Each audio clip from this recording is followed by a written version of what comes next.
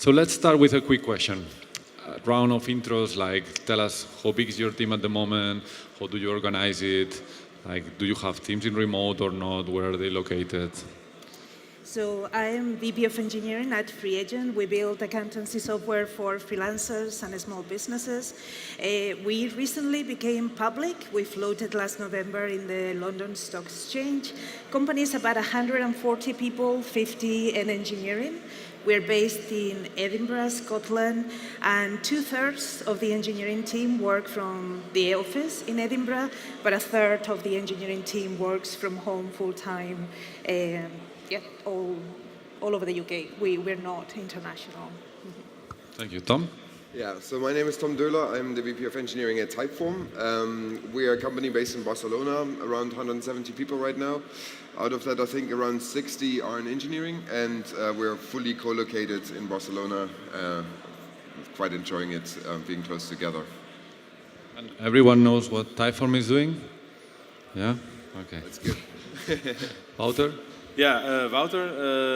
Inside it has around 35 people now in R&D, split in basically 2 locations, one in Amsterdam and one in Madrid. Madrid office is now open about a year. We kind of did that because finding people in Amsterdam is very hard. I just heard also this morning that you're getting people from Amsterdam into your other offices, so that doesn't really help. And basically 35 people now and growing. Thank you. So, quick question. How did you end up in that organization? Like, was it on purpose from the beginning that you wanted to have one location? And I think you already answered a bit of that, but I would love to hear how did you transition? Because there is probably a first guy who wanted to work on remote. How do you deal with that guy when everyone else is at the office? So at FreeAgent, actually, the 3 founders started working for 2 years from home in different parts of the UK. So it's something that has been embedded in the culture of the company.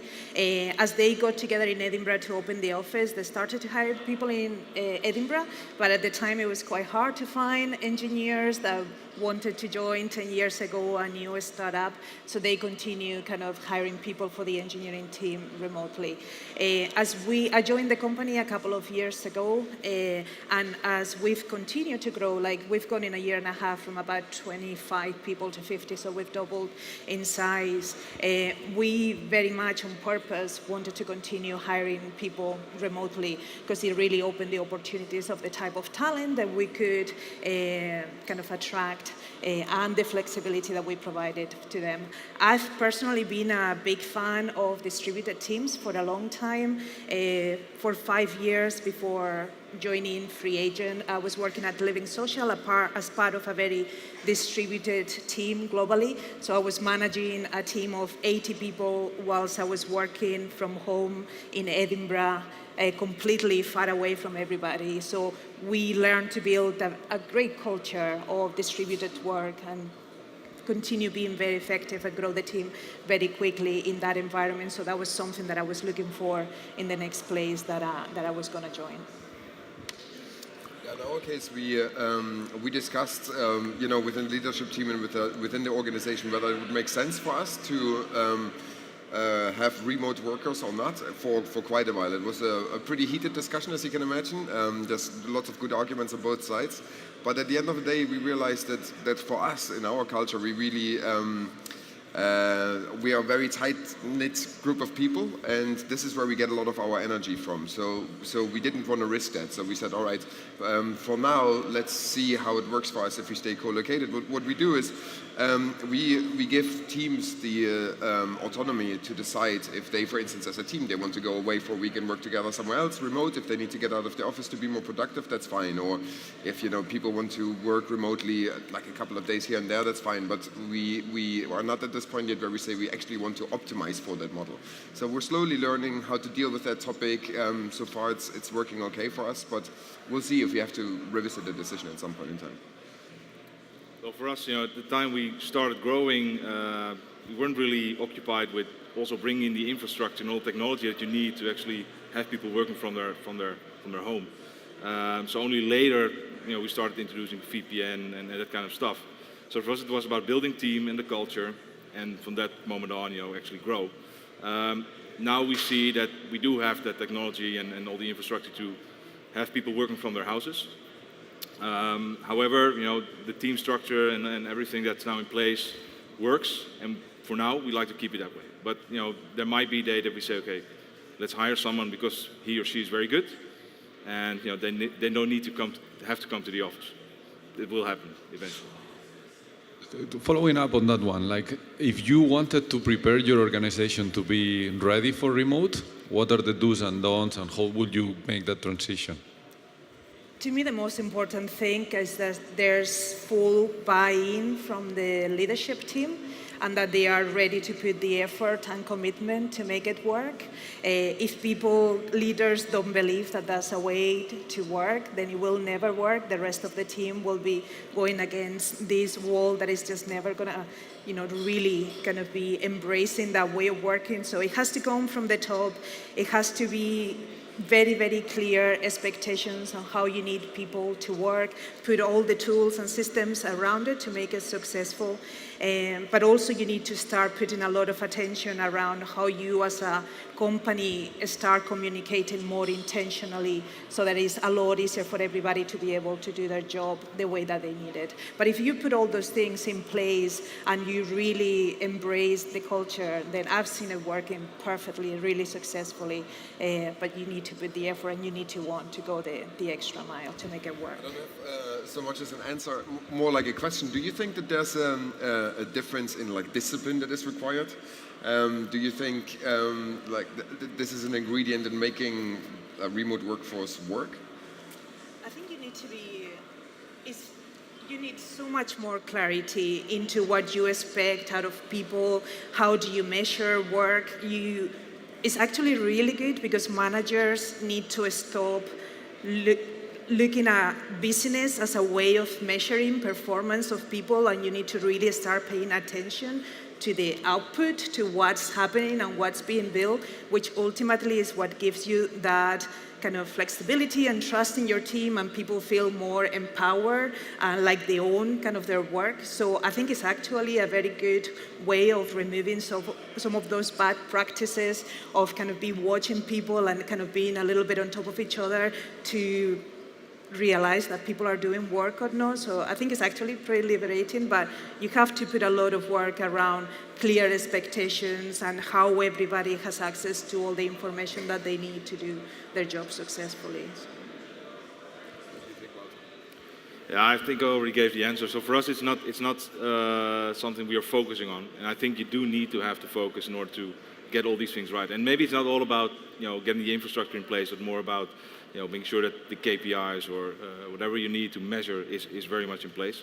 We're now 35 people. We're focusing on delivery, and for us it works. And we just want to put out stuff there, and that's the most important thing. And did you do any preparation? Like, how did you open the second office? Was it something that you did on planning because there was a lack of talent, or it was tough to get talent? So how did you get the whole organization prepared to have a different hub? Well, it was actually a large internal debate. First of all, when we came up with the idea, hey, let's open an office then in a different city. Okay, first of all, where? Tons of places you can choose from. So then you go into investigation mode. You talk to a lot of different companies. How did you do it?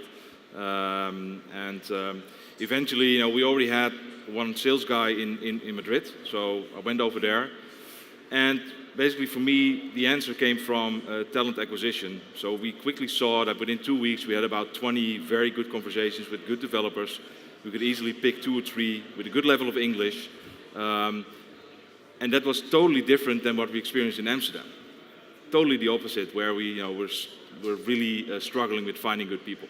So that really made the difference, and that finally pushed us over the edge to actually do it. Internally, there was a lot of discussion about how do you keep the communication going. It was not so much about the core values or the values of the company, but more about how do we communicate? How does that work? We are not used to people working from home at the time. So what we did, we asked one of the guys who was actually from Mexico and lived in Amsterdam, worked with us for 3 years, to actually live in Madrid for at least 6 months. So he moved over there, and that worked out great. So someone over there that knows the values, knows how we communicate, knows how we work, And that kind of helped us to get the whole thing started over there. And you touched a little bit on that before, like how do you measure performance when you have people who are at the office, some other people are in the second office, some people are on remote, like how do you make sure that you assess these people fairly and not being influenced by all the things that might happen when you are closer to the guy who is actually rating your performance? What gets done, and ultimately having great managers that know how to kind of support people, set clear expectations with them, and being able to be fair and just focus on the output of the team. And But do you have KPIs that are easy to compare across the board, or how do you measure like this idea of what gets done? How do you measure that? Or there is I mean, we follow agile practices, so we do work into sprint planning. So the teams get together, they decide kind of how long they think are going to take, what they can actually take on board during that sprint, and then at the end of each sprint, we evaluate, okay, did we get done what we wanted to do, what got on the way? There's other things that we have around kind of bugs and exceptions and kind of the day-to-day kind of health of the systems that we keep specific KPIs across all of engineering, and each team is responsible for the systems that they own and to make sure that they're keeping on top of those things.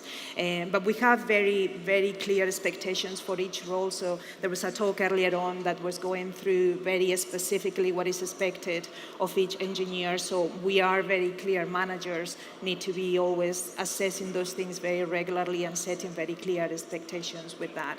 One of the benefits, especially when you have a remote culture, is to actually not have a glass ceiling for the type of roles that you're going to have remotely. So I think one of the key ingredients that I've found for it to work successfully has been that actually anybody in any role can be a full-time working from home worker. So whether you are an engineer or a manager or in senior leadership, do you it take should be days, able to. like do you work on remote often as the VP of engineering? I used to work remotely as Senior Director of Engineering at Living Social. Not now, because the company is in Edinburgh, that is where I live, but both myself and our CTO, we at least try to work one day from home every week so that we can experience the same that the people that work from home do every day. But that's key, that if people feel that there's no progression for them, if they're working from home, kind of your most talented and ambitious people will leave because they don't see a path in that workplace. I also think something that you mentioned earlier that struck an idea. I mean, for managers, I think these days you have to get used to the distance in the organization anyway, right? Because we're often working in cross-functional teams, which means there's not a direct relationship necessarily between a manager and the team of people who are on the team. So independently from whether you're co-located or not, I think you have to think about how do you want to measure performance? What are the things that you're looking at? What are the things that you're valuing at? And so I think it's good to start that thought process early because you'll need that at some point in time anyway, right?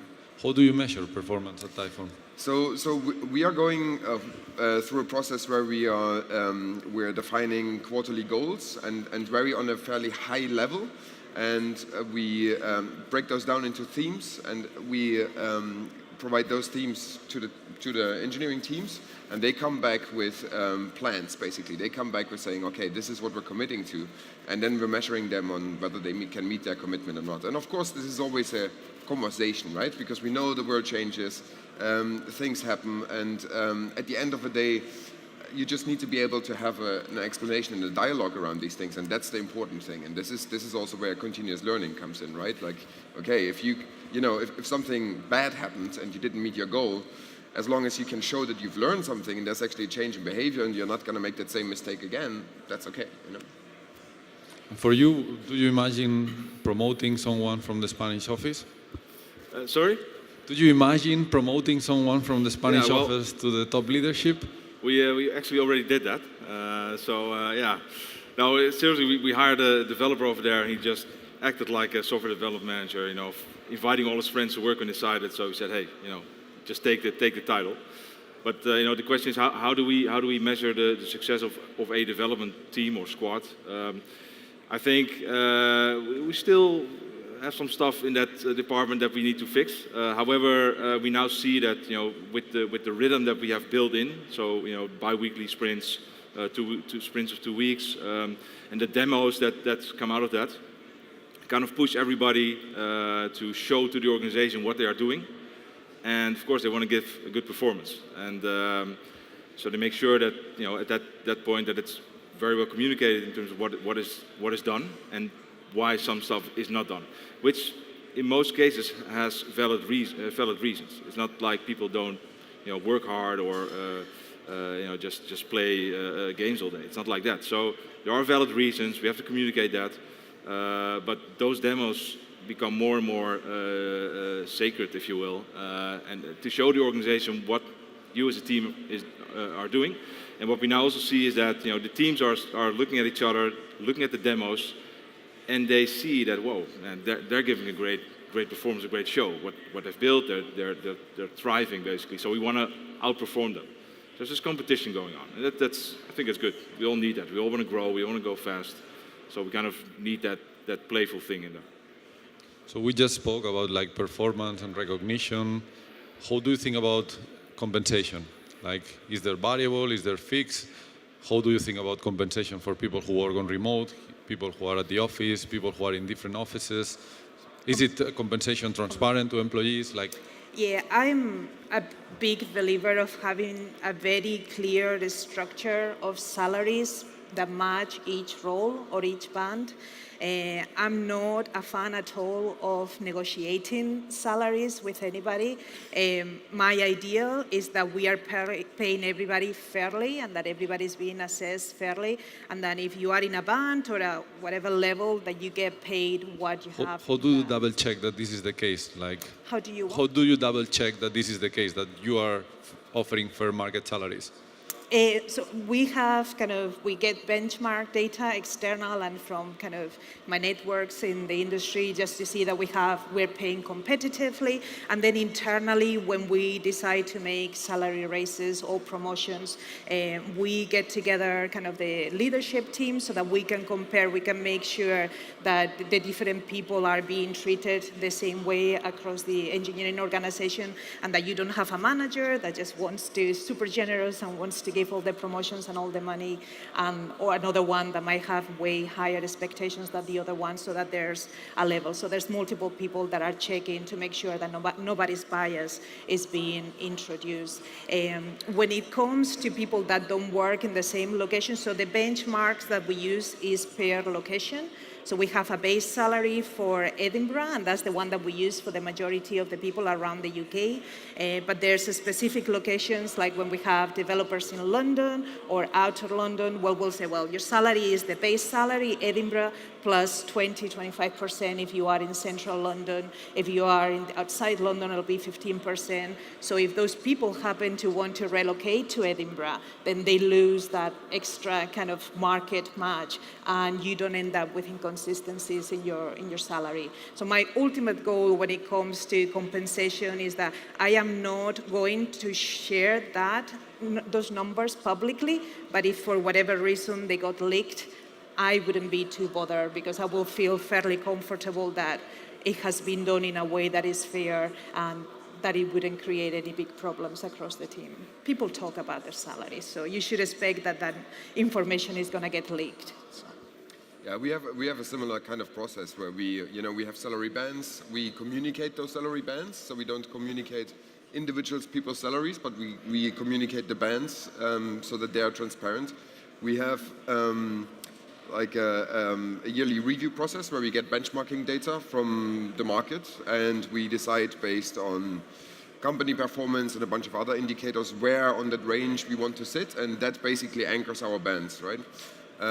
That's a yearly process that we review regularly. And I think the important bit about compensation is really that you need to have a process, because you can go and discuss a process with people.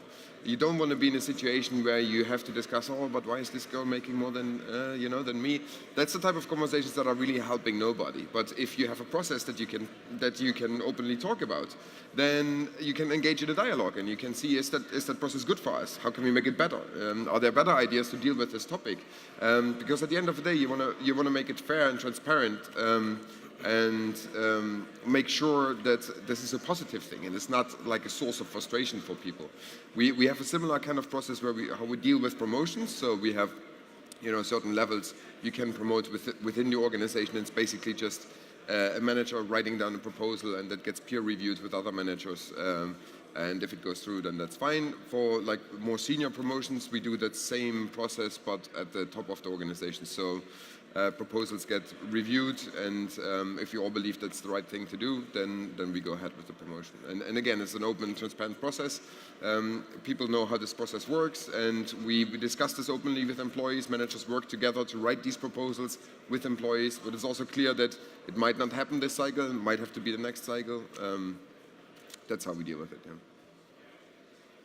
For us, each team in the company has a salary plan, and within the plan you can grow. But I think what I found interesting was that when we started to grow with the development team, you come across some people and you think, wow, we need to hire this guy, and no matter the cost, really. And that happened a couple of times. And when you start doing that more often, these levels of salaries start to differentiate. And like Maria says, people talk. So I think when we were with 15 people or so, there were already quite some differences. And then it took us 6 to 9 months again to actually straighten that out again, get the plan in place. So one piece of advice is, kind of have at least an idea of a plan ready before you start scaling that. And I think that doesn't necessarily, is something specifically for development. But we did experience that. So we had to spend some time on getting that right again. And how do you deal, like in an environment as competitive as the Netherlands, how do you deal when your people are trying to get poached? They come with great offers, it's offsite, review session. How do you deal with that? Yeah, it's very difficult. I mean, people get emailed and even called in the office by people that call them a friend of that person, and then try to get on the phone with them. It's really incredible. But I think that I'm actually I'm very happy that the amount of developers that leave because of salary reasons is fairly low. I actually, maybe there was one case where that happened, where we literally said, look, we have a plan and that's it. In general, I think we're building a good product. We have a good culture, and people tend to stay. And Amsterdam is, of course, a great city. Same thing with Madrid, where they feel challenged, and that kind of helps them to stay within the company. So that's a big plus. But we have had our discussions with people, and we kind of laid the plan out there for them. And also told them, look, if you need to have more salary, if you want to have more salary within this company, this is what we expect of you. If you want to move from a media to a senior position, or you want to become a lead even, this is what we then expect of you. You don't get the title, you earn the title. And that's kind of how we explain it. And up until now, that worked out fine for us. People don't normally leave just for the salary. To me, I think it's our responsibility to pay fairly and competitively. I don't believe in raising salaries way above kind of what the market pays, but I think what you really need to focus on if you want to retain and attract people is what is the culture of your company, and are you building a place where people genuinely feel they have purpose and they're making a difference and they actually enjoy, are happy to come to work every day. For us at FreeAgent, one of our guiding principles as a company is to build in a community, a group of people that is diverse, that they are high performing, and they're actually happy to come to work. So I think that's the best thing that you can do to retain people. If they're happy, if they have challenges, if they find they have purpose, they're not going to take those calls. They are not going to be engaging on leaving. So I think that's where your effort should be, not the salaries. Indeed, I think what you touched upon is very important. Purpose and the feeling of people having a place where they can realize themselves. Like that's a big thing. I mean, of course, you need to compensate fairly, and there will still be people that might leave because they might make some money somewhere else. But you have to ask yourself, are those the right people for your company? Maybe they're not. And this problem is not something that is like specific to small companies. Like all the big companies are struggling with exactly the same problem. So you really got to think about, okay, besides compensation, even if I'm not the one with the deepest pockets, if even the guys with the deep pockets struggle, what else can I do? And I think it is around purpose and giving people room to grow and giving people a place where they can realize themselves and realize their values. And that's also something that you can put on the table.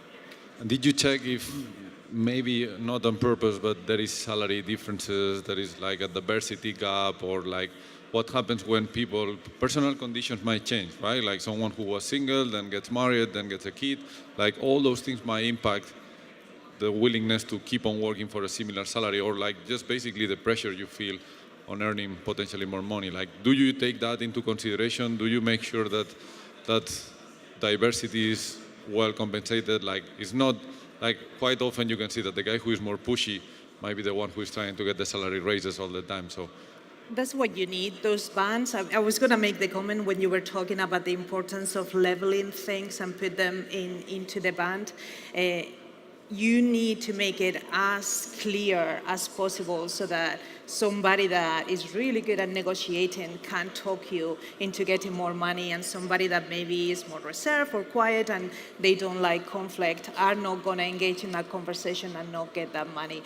I think it's our responsibility as managers to make sure that we are paying people fairly. And I've had situations where somebody came asking for a lot more money and I said, sorry, if you want to join here, this is the salary that we can pay you, because if I bring you up more money, that means that I'm going to have other people that are doing the same job as you or better that are going to be earning less than you, and that's not something that I'm willing to engage on. But the other way around, there's people that has come asking for less money, and I've said, oh, you've asked me for that, but actually for people that I think have similar experience and are going to be doing the job that I expect you to do, they are earning this money, so I'm going to give you 5,000, 10,000 more than you were asking. I think that is absolutely our responsibility, to make sure that we're treating people fairly and that we don't let ourselves get biased by how pushy or not people are at negotiating. Again, this is where the process comes in, right? As long as you have a process that defines expectations and defines how people relate to those expectations. Again, you can discuss this process, but an interesting point that you mentioned is diversity. I think this is a very, very interesting point. We're actually going through a process right now where we're looking at some data to see whether there is bias in our organization. I think once you hit a certain size, even though we have a system in place, you want to make sure that you actually measure whether you have a diversity gap in your organization or not. I think one of the things that we did notice, that personal reasons or personal developments happen, and people buy houses or get kids, and that sometimes adds into the discussion. Now, luckily, we're not that big of a team yet, as you guys are, but we've had our share of those discussions as well. And sometimes you feel like you need to do something, but you also need to keep these levels. You need to keep the balance somehow. So that is quite difficult, specifically when you are still a smaller company like we are. But you have to maintain that, in order to actually don't make the same mistake again, basically. Talking about diversity, I mean, the salaries is kind of the first thing. That's just basics. We need to make sure that we are compensating people equally. But I was talking about earlier on, I'm a big fan of remote work. And actually, I think one of the reasons that I'm a big fan is because I think it has a huge impact and potential to improve diversity in a team. And I know that because I've benefited for that. The reason that I started to work full-time remote was just after I had my little boy, Ethan. And had I not had the opportunity to work full-time from home, I more than likely would have gone part-time at my work. And there's no way, I'm 100% sure that I wouldn't be where I am today if I hadn't had the opportunity to work from home and a company at Living Social that really supported and wanted to see me grow regardless of where I was based. So I think if you want to think about improving diversity, kind of creating that opportunity and flexibility for the people that need it, whether it's a mother that wants to spend more time, not have to commute for an hour or two every day and they want to spend that time at home, or anybody, like any parent, but also people with disabilities that maybe they find it difficult to go to the office and get there. I think you're creating as much flexibility so that all those different people that otherwise wouldn't apply to your company, now they have the opportunity to do it. I can keep on asking questions, but that will not be fair to you. So is there anyone who has a question on the audience? No questions? So how do you deal with diversity in terms of age? Which I think now diversity in terms of gender is a big topic, but I realize that I visit a lot of those startups and I'm starting to be one of the old guys in the startup. So do you take care of that? Do you do something proactively to try to solve that? Is this something important? Do you see it on the profiles that apply to your interviews? Do you do anything around that topic? So I think diversity, indeed, it exists along a bunch of dimensions, and you need to decide, fundamentally, is diversity something that you believe in, or is it not? Right? I personally believe that a diverse team, at the end of the day, makes better decisions than a homogeneous team, and that's kind of the core reason of why we're starting to look at this. So we are now measuring inside the organization. We're looking at a bunch of metrics that will tell us how diverse we are.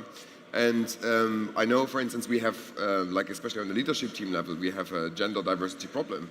And we're taking steps to address this. And those steps might be to say, all right, we only hire, a female person for this job. If you're really committed to it, you might have to go to drastic steps to actually do this. And it's the same with age, it's the same with nationalities, with race. If you really truly believe in diversity, you have to address it. Yeah. We're proud of the different cultures that we have, in the company. I mean, 20 plus different cultures, and that's great. In development, we have some females as well. But I simply don't. Yeah, I mean, it's a fact. It's usually guys that apply for the jobs. It's just a fact. And so diversity in terms of gender. I think we don't have the luxury to go after maybe a female developer specifically. Once someone applies at Insight and they're good, we want to hire them.